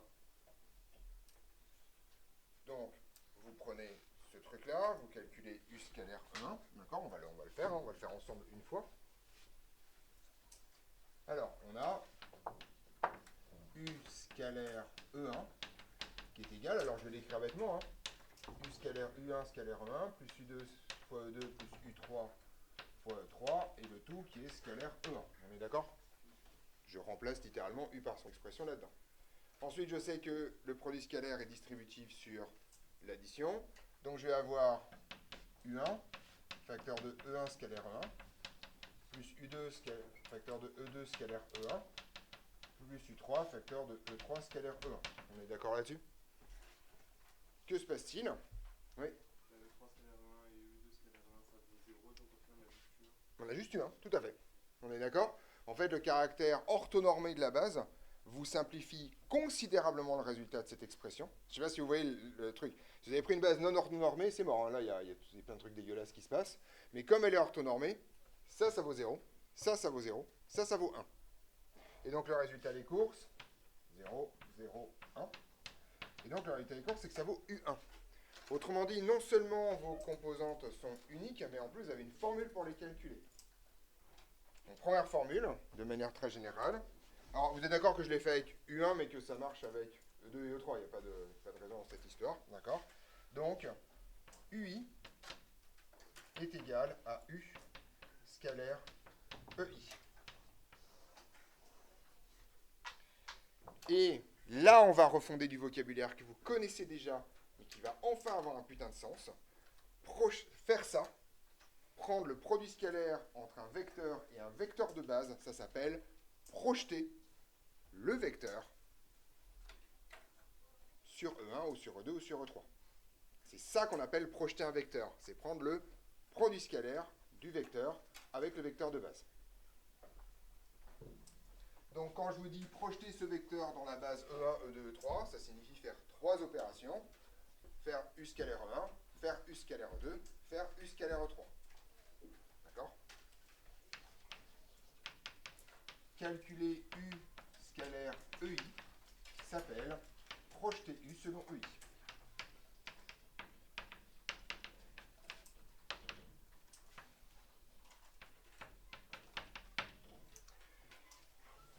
Vous passez d'un vecteur à un nombre, d'accord? Et c'est comme ça qu'on projette. Petite remarque, au lycée, vous aviez probablement obtenu des équations du type quelque chose fois EX égale quelque chose fois EX. Et vous aviez viré les EX. Sauf que comme on peut pas diviser par un vecteur, peu de magie dans cette histoire. On est d'accord? Ben là, il n'y a pas de magie en fait. Qu'est-ce que vous faites dans cette opération-là? Pour faire disparaître les EX. D'accord? On est d'accord que si, je fais un exemple, ne notez pas, mais si j'ai A fois EX égale B fois EX, comment est-ce que je fais pour conclure que A égale B? Vous divisez, bam! J'ai dit, il n'y a pas de division, il y a 37 secondes et 3 centièmes, quoi. Magique, quoi. C'est fascinant, quand même. Je fais du mentalisme sans le savoir, quoi. Voilà. Oui. Alors, c'est pas une multiplication, c'est un produit scalaire. Vous faites le produit scalaire par EX. Il n'y a pas de division des vecteurs. On ne peut pas simplifier, là, pour le coup. D'accord? D'où le fait que si vous avez ça, ça marche aussi. Si vous prenez le produit scalaire par EX, ça vous donne toujours que A égale B. Et même ça vous donne en prime, que C, ça vaut quoi? 0, pourquoi? Il suffit de faire quoi comme opération? Prendre le produit scalaire par EY. On est d'accord? Si vous prenez le produit scalaire par EY, ça donne 0, ça donne 0, ça donne C. Et on trouve que C égale 0. Oui. Oui, enfin, c'est comme ça, on multiplie tout par x. C'est un produit scalaire, il n'y a pas de multiplication. Produit scalaire par x. C'est pas à peu près, on fait ça, c'est... Si deux vecteurs sont égaux, A scalaire B, enfin voilà, tu peux prendre le produit scalaire d'une égalité, grosso modo. C'est ça y est. Voilà. On est d'accord là-dessus? Donc, on simplifie pas par les vecteurs au sens littéral du terme. On projette. Et projeter, c'est pas tirer des pointillés dégueulasses sur un schéma pourri. D'accord? C'est ça. Oui. Alors, effectivement, les plus matheux d'entre vous diront, en fait, c'est débile cette histoire de produit scalaire, mais ça revient en fait au même. C'est-à-dire, en fait, il y a unicité des composantes dans la base. Et donc, grosso modo, tout ce qui est devant le x d'un côté, c'est égal à tout ce qui est devant le x de l'autre côté. C'est le même raisonnement que unicité de la partie réelle et de la partie imaginaire pour les complexes. D'accord? Puisque je vous rappelle que c'est une base à 2 dimensions, hein, les complexes. Il n'y a pas de mystère dans cette histoire. D'accord? Voilà l'idée. On est au clair? Pas de division par les vecteurs, s'il vous plaît. D'accord? Non mais, j'ai l'habitude quand même. D'accord? Ouais.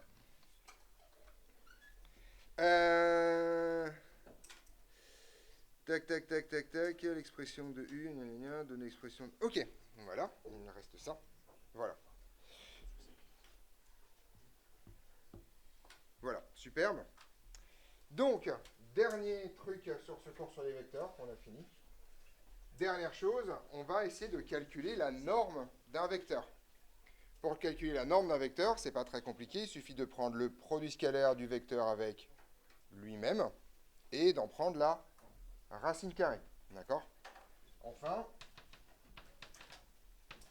la norme de U, c'est égal à la racine carrée de U scalaire U. Alors, je vais aller là-bas, parce qu'on sent que ça va être longuet, mais en fait, vous allez vite comprendre le problème.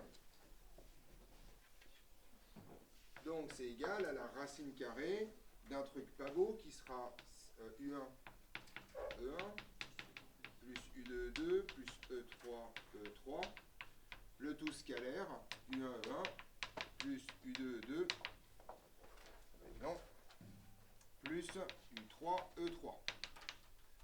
Et là, je pense qu'il manque un mot en langue française, on va appeler ça intelligent-feignard. Ouais, un truc comme ça, c'est-à-dire qu'il faut être intelligent pour pouvoir justifier le fait d'être feignard.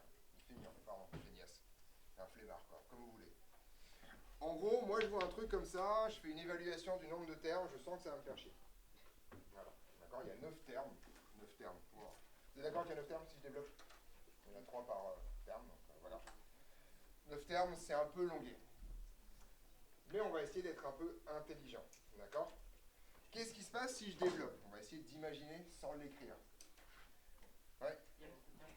Il y a beaucoup de termes qui vont s'annuler, effectivement. C'est-à-dire que là, U1, E1, scalaire U1, E1, celui-là va être bon. Et encore, ça va donner quoi en fait ça? Ça va donner U1 carré, parce que E1 scalaire E1 vaut 1. U1 fois E1, U1 ça vaut U1 carré. Mais UE1 scalaire U2, 2, ça va donner 0 en raison du caractère orthogonal de la base. Oui. Si vous voulez, on peut le réduire à 6 termes. Ah non, on peut le réduire à 3 termes, et puis voilà. Voilà. D'accord? Et donc en fait, vous tombez sur une formule que vous connaissez déjà. C'est-à-dire que si vous commencez à distribuer dans tous les sens, vous voyez que sur les 9 termes finaux, il y en a 6 qui sont nuls. Tous les termes mixtes, d'accord? Et dans les termes qui sont non mixtes, a priori, c'est-à-dire E1 scalaire 1, E2 scalaire 2 et E3 scalaire 3, vous allez tomber sur 1 dans le produit scalaire. Et il va vous rester plus que U au carré, plus U2 au carré, plus U3 au carré. Donc on est parti.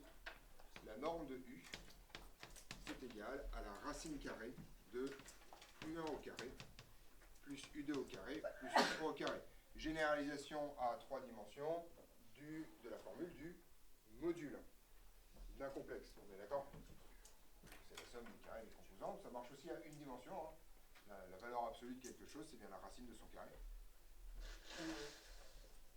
C'est pas la façon la plus intelligente de définir la valeur absolue, mais on est d'accord? On ne définit pas la valeur absolue comme ça. Hein. Okay. Quoique, je ne suis pas sûr que pédagogiquement, ce ne serait pas plus intelligent de la définir comme ça. Un, ça vous rappellera qu'une racine est toujours positive.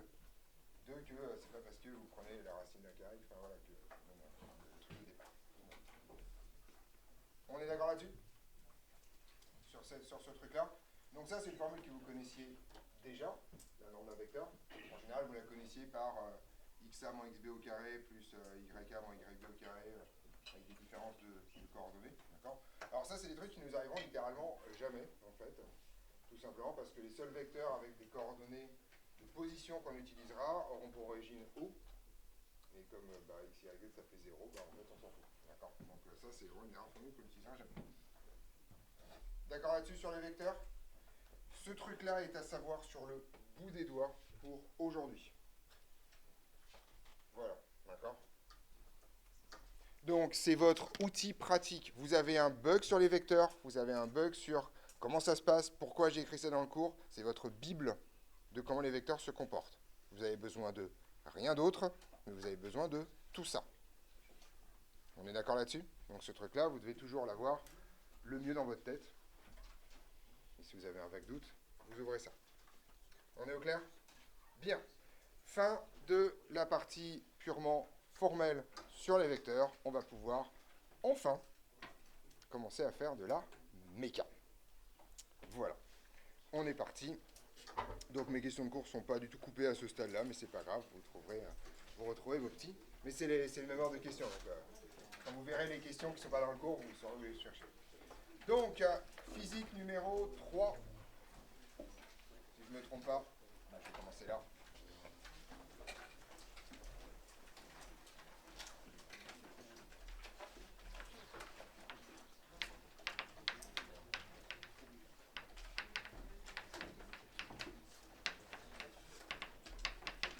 Mécanique du point, chapitre 1, cinématique.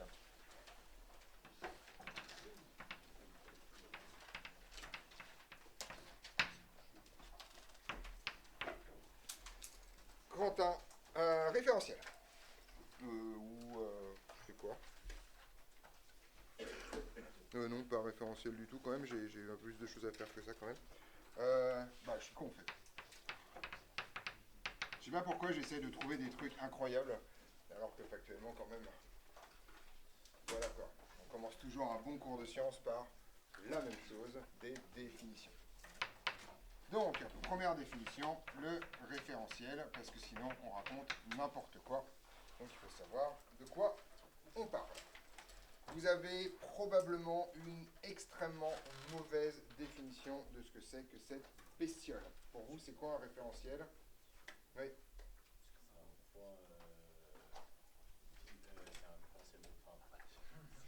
Jusque-là, d'accord. C'est une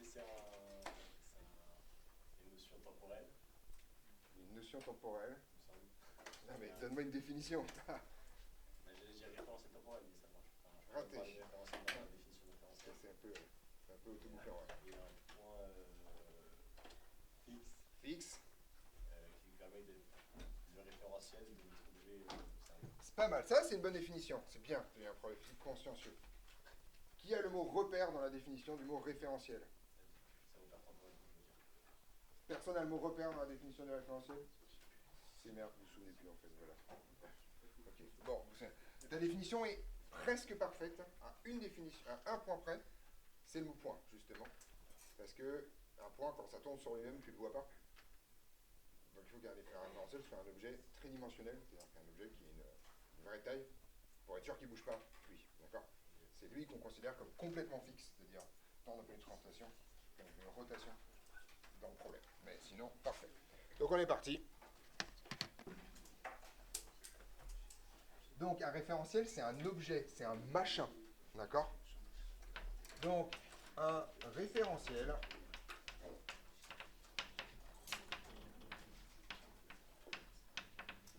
est un objet tridimensionnel considéré comme fixe durant toute l'étude. Plutôt comme immobile, immobile c'est encore mieux, durant toute l'étude.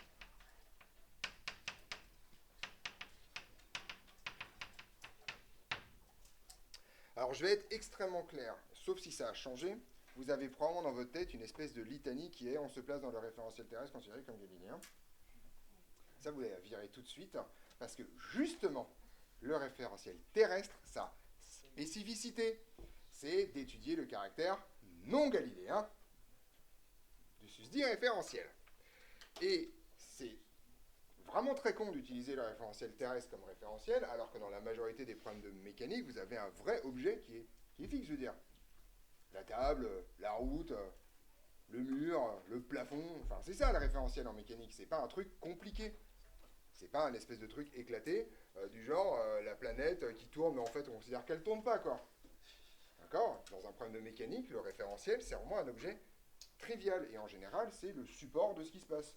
Vous faites glisser un truc sur une table, le référentiel, c'est la table. Vous ne posez pas de question de savoir si vous êtes sur Terre, sur Mars, sur Bételgeuse, on s'en fout, d'accord? La table, voilà, point barre. Donc on est vraiment cette espèce de réflexe, le référentiel terrestre considéré comme galiléen, d'accord? Ça sert à rien, mais vraiment. Et c'est juste parce qu'en fait, on ne peut pas vous faire trop réfléchir parce que ça vous fatigue. Et donc, non, vous prenez un objet vraiment simple. D'accord? Donc vraiment, hein, les exemples, c'est la table, le mur, le plafond, le support, la route.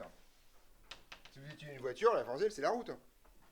Vous en foutez que la Terre tourne, enfin, la route, elle bouge pas, quoi. Voilà, c'est bon. Ouais. Et en fait, quand on fait des études des planètes, Ah, quand tu fais des études des planètes, là, tu te fais chier. Et là, tu l'as passé à un truc ultra conceptuel, qui est, grosso modo, quand on se place dans un référentiel, qui va être matérialisé par un repère, c'est-à-dire comme s'il y avait un solide qui était là, d'accord, qui pointerait vers 3 étoiles suffisamment distantes pour être considérées comme fixes, attendu qu'on s'assoit sur la précession, l'apex, et tous les trucs qui ont plus de 10 000 ans de période. Voilà. Mais là, tu fais un vrai truc compliqué, d'accord? Mais en mécanique, en général, on étudie des pendules accrochées à un mur, d'accord? On va se détendre, ok? Et vous, ce que vous étudierez, c'est majoritairement les trucs autour d'une planète, donc là, vous aurez des trucs planétocentriques, donc géocentriques, héliocentriques, sélénocentriques, si vous voulez, enfin voilà. Juste, voilà. Ouais. La Terre, c'est pas galiléen parce qu'elle tourne sur elle-même. Le référentiel terrestre, vraiment, quand on utilise celui-là en vraiment, c'est parce qu'on veut voir les effets de la Terre qui tourne sur elle-même. Voilà. C'est vraiment celui-là qu'on veut voir. Donc, moi, quand je place un référentiel terrestre, c'est pour faire le pendule de Foucault, la déviation vers l'Est, les rotations des dépressions, enfin exactement tout, pour voir les conséquences du fait que ce truc-là a le mauvais goût de tourner. D'accord? Voilà. Donc, prenez des référentiels triviaux, des trucs simples. D'accord? Voilà. Machin, là. Ouais. On n'a pas le droit de parler de référentiel terrestre quand même. C'est pas que vous n'avez pas le droit de le faire, c'est juste que c'est pas du tout le propos de ce que c'est qu'un référentiel. Vraiment, un référentiel, c'est vraiment un truc con, c'est je regarde une situation, c'est quoi? Moi, par rapport à quel objet je bouge pas. Ou quel objet je considère qu'il bouge pas. C'est vraiment en fait, je trouve ça dommage de mettre un truc aussi compliqué que le référentiel terrestre, où on doit par ailleurs repréciser qu'il est considéré comme galiléen, parce que l'usage en physique, c'est que le référentiel terrestre amène avec lui son caractère non galiléen. D'accord? C'est vraiment très dommage. Alors qu'on s'intéresse vraiment à un truc tout trivial, quoi. On est d'accord que si vous voulez étudier quoi que ce soit dans cette pièce, on s'en fout de la Terre, en fait, en vrai. Ce qui bouge pas, c'est les murs, quoi. On est d'accord? On va pas faire des trucs bizarres, enfin, je veux dire. Donc, je trouve ça étonnant de toujours chercher des trucs compliqués pour faire des trucs simples. Et si vous étudiez des planètes et des satellites, le référentiel terrestre, c'est un référentiel de merde. C'est un référentiel géocentrique qu'il faut utiliser, parce que justement, la Terre, elle tourne pour le coup. Et que si vous voulez étudier le mouvement d'un satellite dans le référentiel terrestre, c'est pas un mouvement circulaire, c'est un mouvement sinusoïdal quand même, je vous rappelle. Vu de la Terre, un satellite, ça tourne pas. fait des sinusoïdes. D'accord? Donc on fait jamais ça. Enfin si, on fait ça si on veut tracer le mouvement de l'ISS sur une carte. Mais sinon c'est un cauchemar. D'accord? Ouais. Est-ce que la taille de l'objet change le référentiel? Pas du tout, il faut juste être sûr que l'objet ne tourne pas. C'est pour ça que je prends un objet tridimensionnel. Je suis sûr que si je jette un coup d'œil au bout de 5 minutes, je suis sûr qu'il n'a bien pas bougé. Or, un objet qui serait ponctuel pourrait tourner sans que je le voie. C'est ça l'idée. Mais tu peux prendre littéralement un immeuble. Alors, je te vois venir en disant oui, mais la table elle est bien accrochée à l'immeuble qui est bien accroché à la terre, donc arrêtez de nous faire chier. D'accord? Mais c'est juste, je ne comprends pas l'intérêt de faire un truc aussi compliqué. D'accord? C'est surtout ça le principe. Ouais. Le Galileo, ça marche exactement. Galiléen, ça ne veut rien dire cette année, une année prochaine. Voilà. Mais si, ouais, c'est ça. Voilà, il ne s'est pas fait respecter Galilée. Non, le principe est simple. Ok, bon, vous voulez ça, vous allez le prendre, il n'y a pas de problème. Hein. Bien. Toutes les lois de la mécanique sont fausses, sans aucune forme d'exception. MA égale somme des forces, ça ne marche pas. Voilà, c'est ça, ça ne marche pas. Ça ne marche pas parce qu'en fait, comme tous les référentiels sont en mouvement, toi, en tant qu'observateur, tu vas avoir l'impression que des objets qui sont soumis à aucune force se déplacent. C'est le principe que quand une voiture freine, tu as l'impression que les objets avancent. D'accord? Toi, tu as une balle, la voiture freine, la balle elle part devant. D'accord? Toi, tu as l'impression que la voiture t'a poussé. D'accord? Heureusement que tu as une ceinture, parce que sinon c'est le pare-brise qui te fait bisous. D'accord? Voilà. Et ça, c'est bizarre, parce qu'il n'y a aucune force horizontale qui s'exerce sur toi, quand même. À aucun moment. Personne t'a poussé. C'est pas le siège qui est responsable. On est d'accord? Voilà. Donc le problème, c'est que comme tu es fixe par rapport à la voiture, si tu veux suivre la voiture, il faut en fait que tu subisses les efforts de la voiture pour t'arrêter avec elle. Donc le problème, c'est que, donc ça, dans une voiture qui accélère ou qui décélère, ça se voit vraiment bien. Le problème, c'est que tous les référentiels connus et accessibles à l'humanité ont une accélération. Tous sans exception. C'est-à-dire que même l'enseignement qu'on fait en disant le référentiel le Copernic, ça marche, non, ça ne marche pas. Le référentiel de Copernic se déplace vers un point situé dans la constellation du Sagittaire, si je ne me trompe pas, qui s'appelle l'Apex. Voilà, le truc tourne à peu près en 250 millions d'années de période, bah, ça bouge. C'est con, mais c'est comme ça. Donc, il n'existe aucun référentiel galiléen. Il n'existe aucun référentiel où la mécanique sont rigoureusement vrais. Donc, la mécanique a un petit problème, c'est qu'elle dandine du cul, et elle dit, on suppose qu'il existe un référentiel galiléen quelque part. On suppose qu'il existe, celui-là. Boum. On ne sait pas trop ce que c'est, on ne sait pas trop où il est. De toute façon, il n'est pas accessible à notre expérience, donc on s'en fout un peu. Et ensuite, ce qu'on va faire, c'est qu'on va regarder à quel point les référentiels qui ne sont accessibles sont gravement pas galiléens ou pas. Et ça dépend essentiellement, comme c'est majoritairement des mouvements circulaires, ça dépend essentiellement de leur période. En gros, si tu fais des expériences dont la durée est négligeable devant la période de révolution ou la période de modification, grosso modo, de la trajectoire d'un référentiel, alors tu peux le considérer comme galiléen. Donc effectivement, le référentiel de Copernic, qui a une période de rotation sur lui-même de 260 millions d'années, si tu veux, on a le temps de faire 3 manips qui durent 4 secondes. D'accord? Donc, ensuite, tu peux prendre le référentiel héliocentrique, où tu t'en fous des rotations des planètes sur elles-mêmes. D'accord? Tu t'en fous du mouvement du Soleil, en fait, par rapport au centre de gravité du truc. Si tu fais une manip encore plus courte, tu peux prendre le référentiel géocentrique, c'est-à-dire période de révolution, 1 an, grosso modo, ça se passe bien. Si tu veux faire des manips encore plus courtes, tu peux prendre le référentiel terrestre, qui peut être assimilé comme galiléen avec une bonne approximation. Mais il ne faut pas regarder des grandes distances et des grandes durées. C'est d'ailleurs pour ça que les rotations et les dépressions se mettent en rotation, ce genre de conneries, parce que c'est des grandes durées. Et donc, si tu fais une manip de quelques minutes, tu peux prendre un référentiel terrestre. Il sera manifestement galiléen, ce truc. D'accord? Voilà. Et etc., etc. Donc, bien sûr, tu peux aussi considérer qu'une voiture, c'est un référentiel galiléen à partir du moment où elle est en mouvement équiuniforme. Il n'y a pas de problème. Donc ensuite, après, il y a un truc qui se mord la queue, qui est qu'un référentiel galiléen est en translation rectilinéiforme par rapport à un autre référentiel galiléen, sachant qu'on ne sait pas où il y en a un. Et c'est juste une histoire de degré d'approximation, le caractère galiléen ou pas d'un référentiel. Est-ce que tu as le droit d'écrire MA égale somme des forces ou pas? Voilà, c'est ça l'idée. Je vous rappelle que si vous êtes dans un ascenseur qui tombe, littéralement, vous flottez. Ça signifie que vous avez une force qui compense le poids.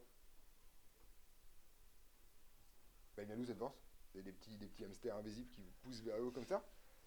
Et c'est pas une vraie force en fait. En vrai, vous vous cassez la gueule. Hein. Ça, c'est un truc important à comprendre par ailleurs. On en parlera quand on fera la gravitation, mais un truc qu'on lit extrêmement souvent, c'est dans l'ISS, on est en apesanteur. Bah, c'est pas vrai ça. S'ils étaient en apesanteur, ils iraient en ligne droite dans l'espace, puis se barrer à l'autre bout de l'univers, quoi. Heureusement qu'ils sont en pesanteur quand même, sinon ils tourneraient pas autour de la Terre, ces gens. On est d'accord? Bah, faut bien, heureusement qu'ils sont soumis à la gravitation quand même. Par contre, comme ils sont soumis exactement à la même gravitation que le truc autour qui se déplace au moins circulaire, dans ce référentiel-là, on a l'impression que ils sont soumis à aucune force. Parce qu'ils ont une force, c'est la force centrifuge qui compense le poids. D'accord? Mais ils ne sont pas du tout en apesanteur. Sinon, bah, si vous êtes soumis à aucune force, vous allez tout droit. Puis si vous êtes tout droit dans l'espace, bah, ça va être long. Hein. D'accord? Voilà. Ok? Il n'y a pas grand-chose à l'arrivée non plus. Hein. Voilà. Ouais. Comme vous dites, référentiel terrestre, c'est quoi? C'est le sol sous nos pieds, Le référentiel terrestre, c'est... Alors justement, en fait, il y a une histoire d'usage là pour le coup. Quand on dit le référentiel, le sol, c'est vraiment un truc qu'on sait comme galiléen, voilà l'objet qui est là. Le référentiel terrestre, c'est vraiment, on considère l'objet Terre dans son ensemble. Donc bien sûr, c'est le sol, puisqu'il n'y a pas de sol qui se déplace. Mais par usage, le référentiel terrestre, c'est vraiment considérer la Terre comme un objet qui a un mouvement propre. Et géocentrique, c'est le centre de masse. Géocentrique, c'est le centre de masse de la Terre. Et donc, grosso modo, lui, il ne tourne pas sur lui-même. D'accord? Il tourne autour du Soleil, mais il ne tourne pas sur lui-même. Il est en translation, ce référentiel, il n'est pas en rotation. Donc voilà, c'est pas les mêmes. Mais ça, vous verrez ça l'année prochaine. C'est la mécanique non galiléenne, c'est l'année prochaine. Déjà, on va regarder ce qui se passe dans un ascenseur qui ne bouge pas trop. Là, après, des choses qui se passent de façon compliquée. On est d'accord sur le référentiel? Voilà, impeccable. Alors, en général, en général, on se munit d'un point qui lui-même est fixe par rapport au référentiel, et ce truc-là s'appelle l'origine du référentiel, qu'on confond en général avec l'origine du repère. D'accord. Voilà. Donc,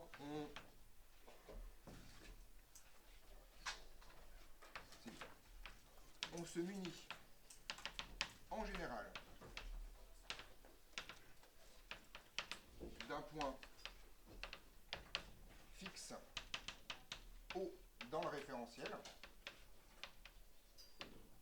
appelé origine. Donc ça peut être l'origine du référentiel, du repère, tout ça, on met des trucs derrière, mais c'est ce qu'on appelle l'origine. D'accord? L'origine spatiale. Une fois qu'on a raconté ça, et qu'on a défini un point O qui ne bouge pas, on définit la base de toute la mécanique, à savoir le vecteur position d'un point M, qui est tout simplement le vecteur OM. Voilà. Pour tout point M,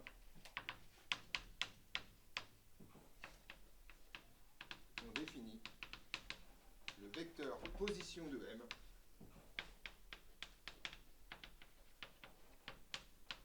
par OM. Donc une extrémité fixe, l'autre extrémité susceptible de bouger. D'accord? Je rajoute un du temps derrière, puisque bien entendu les révolutions commencent. Ces vecteurs sont susceptibles d'être des fonctions du temps, susceptibles de changer et de se déplacer.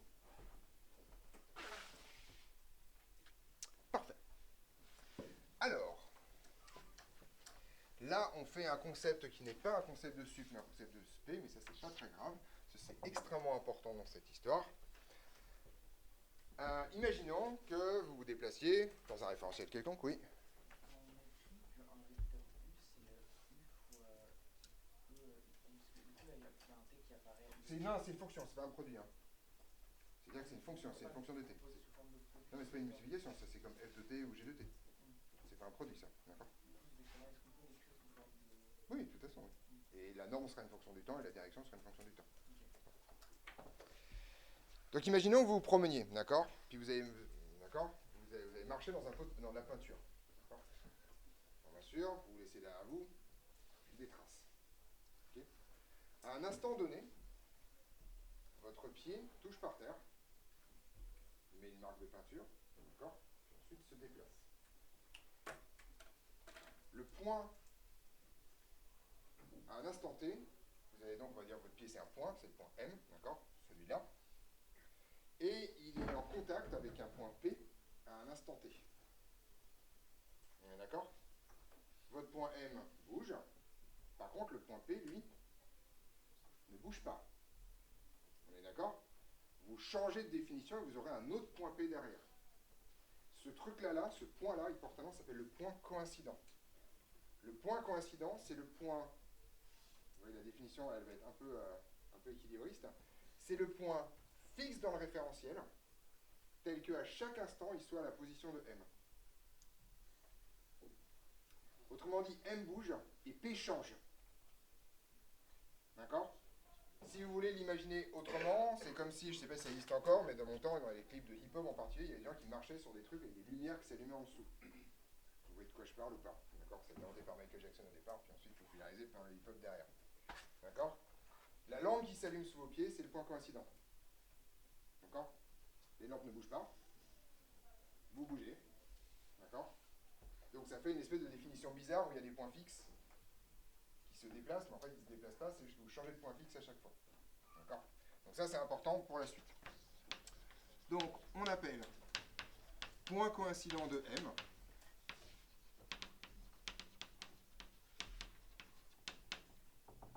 le point. Alors je vais lui donner un autre nom, je vais l'appeler P indice T, d'accord, puisque à chaque instant T il change. P indice T tel que le point P indice T fixe dans le référentiel, tel que, quel que soit T, P de T soit égal à M de T. Donc vous voyez la différence de notation, P de T va changer, c'est un point paramétré, et M de T par contre, lui, c'est toujours le même point M, mais il se déplace avec le temps. Pourquoi je définis ce truc-là? Parce que si je reviens à mon image de peinture au départ, comment on appelle toutes les traces de peinture que je vais laisser? La trajectoire. Et donc en fait, la trajectoire, c'est l'ensemble des points coïncidents. Parce que la trajectoire, c'est fixe. D'accord? On est d'accord que la trajectoire, c'est fixe. Petite remarque, la trajectoire est un concept complètement abstrait. Une trajectoire, ça n'existe pas. Si vous voyez un objet qui se déplace, vous ne voyez jamais sa trajectoire. Si on vous dit la trajectoire terrestre, c'est un cercle, vous ne voyez pas de cercle. La Terre, elle ne laisse pas des petits cailloux dans son sillage pour dire, regardez par où je suis passé. La trajectoire est un objet que vous ne voyez jamais. Ça, c'est un truc extrêmement important. La trajectoire est un concept avec lequel vous êtes extrêmement familier, qui n'existe littéralement pas en réel. Vous ne pouvez pas observer une trajectoire. Vous faites juste une reconstitution intellectuelle a posteriori de l'ensemble des positions qui ont été occupées par l'objet en question. Vous tracez une ligne rouge dans votre tête et vous faites, bon, ça, c'est la trajectoire. On est d'accord? Donc, définition supplémentaire. On appelle trajectoire l'ensemble des points coïncidents. Ces mots, j'ai oublié de changer de paragraphe après référentiel. Voilà, on est d'accord. Voilà. C'est pas très grave. Voilà. C'est pas gênant. Mais là, je me dis, tiens, c'est marrant, c'est plus le même truc. Oui. Comme si moi je marche tout droit Ouais. et qu'on relie Tous les points où. traces de peinture. Tous les traces de pas que tu as fait, ça s'appelle la trajectoire. Voilà. Mais vous êtes d'accord qu'il faut faire un truc bizarre pour l'avoir en fait. D'accord? Il faut se souvenir, qu'il y ait un souvenir de où tu es passé. En l'occurrence. On est d'accord là-dessus? 5, ok. On a déjà bien bossé, il est 5 de toute façon. Donc je vous laisse partir. Vendredi, on fait vitesse, accélération, déplacement élémentaire et on commence système de coordonnées.